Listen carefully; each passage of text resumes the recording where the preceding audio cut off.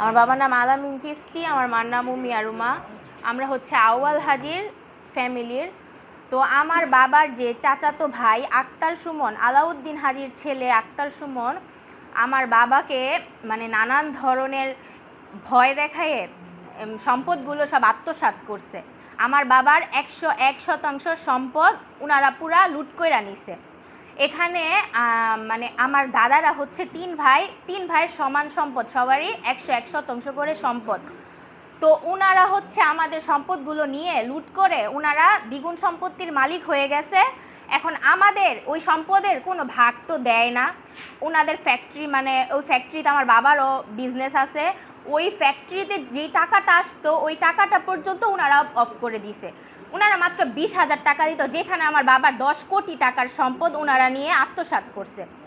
এখন ওনারা একটা টাইমে বলতো যে আমাদের সম্পদ আমাদের বুঝাই দিবে। এখন ওনারা মার্ডার কেসে মানে এখন ওনারা পলাতক হয়ে এখন আমাদের বলতেছে যে আমাদের কোনো সম্পদ নাকি ওনাদের কাছে নাই।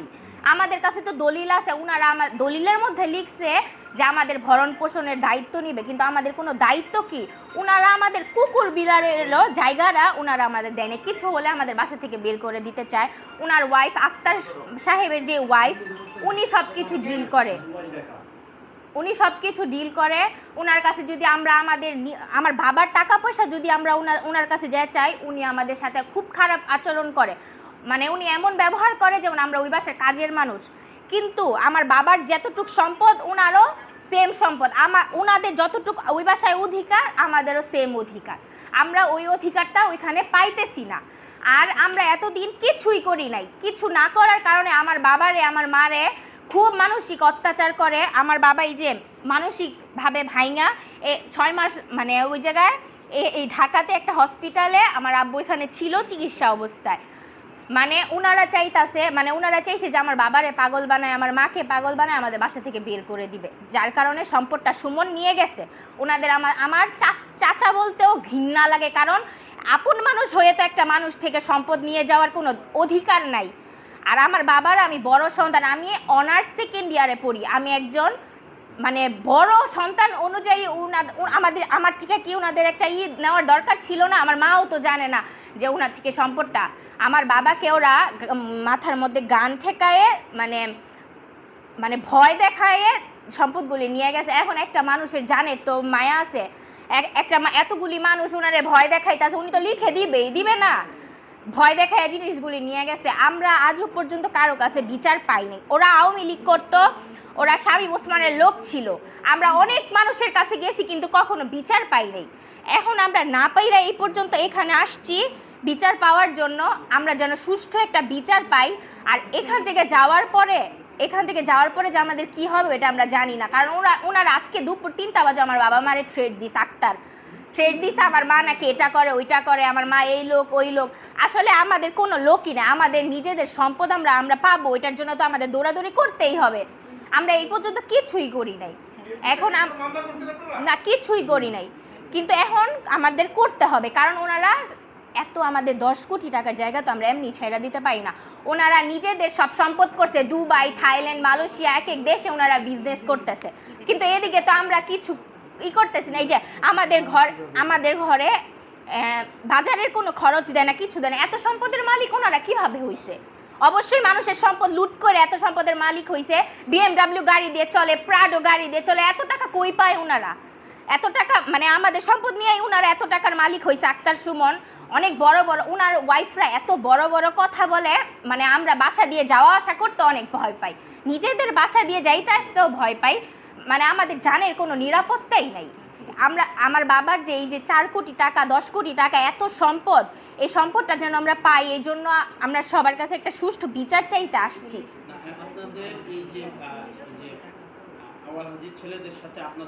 আলাউদ্দিন হাজির ছেলেদের সাথে যে আপনাদের সম্পত্তির এই ঝামেলা আপনাদের এলাকায় বা আপনারা নেতৃস্থানীয় কাউকে জানাইছেন? সবাই জানে আমাদের এলাকায়। ওনাদের উপর তো কেউ কথা বলতে পারতো না এতদিন, ওনারা আওয়ামী লীগ করতো না, কেউ ওই কথা বলতে পারতো না। ওনারা অনেক বড় মানুষের হুমকি দেখাইতো আমাদের। এই জায়গায় এমপি ওনাদের বাসায় যায়, ওনারা এমপিদের বাসায় যায়, ওনাদের সাথে উঠা বসা। ওইখানে তো আমরা আর কিছু করতে পারতেছি না, আমাদের সাথে তো ওনারা আওয়ামী লীগের দেখাই এই জোর জবরদস্তি সম্পদ নিচ্ছে। শেখ হাসিনার পিএস ছিল দীপু, আপনারা চিনেন কিনা জানি না। দীপু ভুইয়া ওনার সাথে ওনাদের অনেক খাতির। দীপু ভুইয়া না, আমলি তো ওই দীপুর পাওয়ার দিয়ে আমাদের দমা রাখতো সবসময়, মামলা দামলা এই করবো সেই করবো, মানে সবসময় ভয় দেখাই। আর জায়গাটা কোন যায়, এটা হলো কুতুবপুর ইউনিয়নে লালখা। না ওনাদের যে একটা হোসেন টেক্সটাইল একটা মিল আছে, ওখানেও কি আপনাদের সম্পত্তি আছে? হ্যাঁ, আমার বাবার টাকার শেয়ার আছে ওদিকে, কিন্তু অস্বীকার করে উনারা। আমার কাছে প্রমাণও আছে অস্বীকার যে করে উনারা। এই ফ্যাক্টরিটা যে সময় করে তখন আমার জায়গা বিক্রি করার পরে আমারে বলছিল ওই জায়গায় পার্টনার দেওয়া হবে, তুমি এক কথা বারবার কিন্তু কইতাছো। পার্টনার দেওয়া হবে, কিন্তু উনি এখন আজকে পর্যন্ত অস্বীকার করলো যে না এই কথা বলে নাই, কিন্তু আমার জায়গা বিক্রি করে ওই জায়গায় ইনভেস্ট করছে উনি। ওই- হ্যাঁ, হ্যাঁ, আমার- তখন আমার বাবা থেকে 40% জায়গা মাথায় গান ঠেকায় নিয়ে গেছে। এটা হলো আপনার মানে পাওয়ার নামা আমারে কর্ণফুল টেক্সটাইল আচ্ছা, আমি সন্ধ্যার বলি। পরে ফোন দিয়ে আমার ঢাকায় নিচ্ছে। ঢাকায় নেওয়ার পর গিয়ে দেখি 4-5 জন লোক অফিসের মধ্যে। কবে নিছিল এটা? 2022 সালে। কথা 2022 সালে মানে আমার বাবা তখন মানসিকভাবে খুবই অসুস্থ ছিল। তো এটার সুযোগ ব্যবহার করে সুমন আমার বাবাকে ওই যে ওনাদের কর্ণফুলিতে নিয়ে, মানে আশেপাশে অনেকগুলি লোক ছিল, ওনাদের কাছে অত অস্ত্র অল টাইম থাকে মানুষের ভয় দেখানোর জন্য, অস্ত্র নিয়ে এলাকায় ঘুরে। এটা এলাকায় আপনারা যদি খোঁজ নেন এটা আপনারা জানবেন। একটা বিষয় একটু বলবেন, যেহেতু আপনাদের আত্মীয়-স্বজন তারা, হ্যাঁ। তাদেরকে বলা হয় তারা অনেক হত্যা মামলার আসামি। হ্যাঁ, বা অনেক অবশ্যই অপরাধী। অবশ্যই। এই বিষয়টা ওনারা যেহেতু আমাদের মানসিকভাবে মামুন হত্যাকাণ্ড একটা হয়েছে, হ্যাঁ, হ্যাঁ। স্বেচ্ছাসেবক দল নেতা, সেখানেও তাদের সংশ্লিষ্টতা আছে। এই বিষয়ে আপনারা কতটুকু জানেন? হ্যাঁ, যেহেতু ওনারা আমাদের অত্যাচার করে এগুলি ওনারা করতেই পারে, ওইগুলি নিয়ে আমাদের কোনো কিছু নাই। যেহেতু আমাদের অত্যাচার করতেছে স্টিল ওনারা বাহিরেও করতে পারে, কারণ ওনারা নিজেরা অনেক প্রভাবশালী মনে করে। অবশ্য প্রভাবশালী, কারণ মানুষের সম্পদ মেরে অনেক টাকার মালিক হয়ে গেছে, নিজেরা অবশ্যই ওনারা প্রভাবশালী। কিন্তু এখন ওনারা যে এত সম্পদের মালিক, এটা মানুষ ওনাদের পরীক্ষা করা উচিত। এত সম্পদ ওনারা কোথা থেকে পাইছে? ওনার ওয়াইফরা সহ আমাদের অত্যাচার করে। ওনার ওয়াইফরে এত সাহস ওনারা কেন দেয় যে আমাদের এত অত্যাচার করে? ওনার ওয়াইফরা আমাদের 4 তলায় যায় মারতে, আমাদের মেইন গেট তালা মাইরা আমাদের কারেন্ট গ্যাস সব কেটে দেয়, যাতে আমরা মানে আমাদের এত অত্যাচার ওনারা করছে এত বছর, আমরা কারোর কিছুই বলি নাই। এলাকার সবাই জানে যে আমাদের এত অত্যাচার করে, কিন্তু ওনাদের উপরে তো বলা দেয় আমাদের কোনো সাহস নেই না। মানে আমরা কি করব, দেয়ালে পিঠ ঠেকা গেছে, মৃত্যুর এখন আমরা ভয় পাই না, মানে এতটুক ভাবে ওনারা আমাদের